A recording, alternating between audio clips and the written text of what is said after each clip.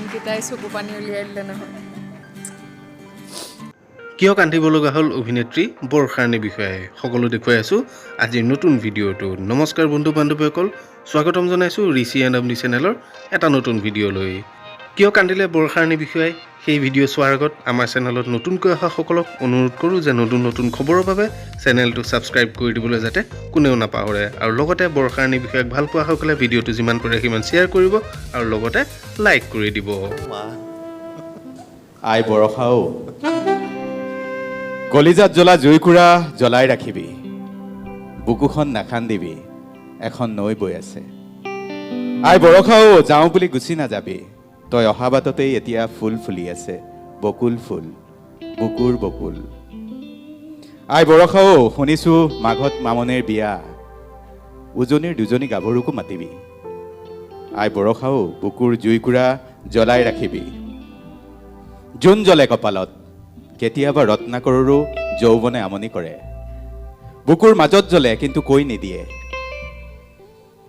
আই বৰষাও, মিঠা মিঠা লগনত অৰ্পণ জুমন চুমন মনত আছেনে?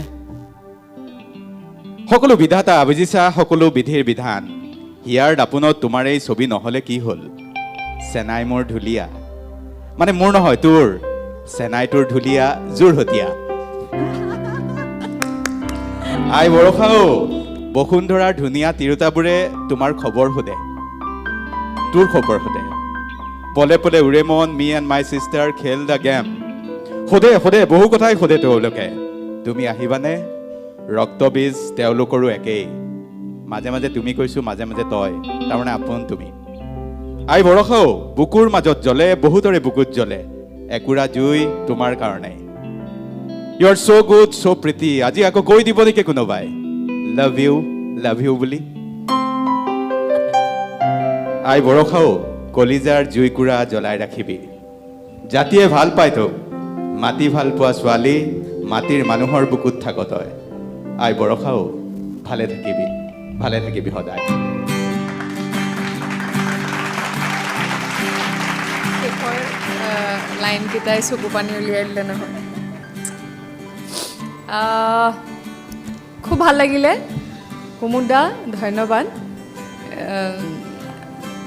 আগতে খুব কাৰোবাৰ নামত বিহু গীত বিভিন্ন নামেৰে আৰু গীতাঞ্জলি বা কিবা এনেকৈ বিহু গীত আছিলে, মই তেতিয়া বিমান দাক কৈছিলোঁ, বিমান দা বৰষাক লৈ দেখোন কোনো বিহুগীতে শুনা নাই মই আজিলৈকে। তেতিয়া বিমান দাই বিহুগীত লিখিছিলে, বৰষা মনতে বহুৱা আশা, তেনেকৈ। আৰু আজি কুমুদ দাই মোক লৈ কবিতা লিখিছে, ইছ আই মনটো ভাল লাগি গৈছে।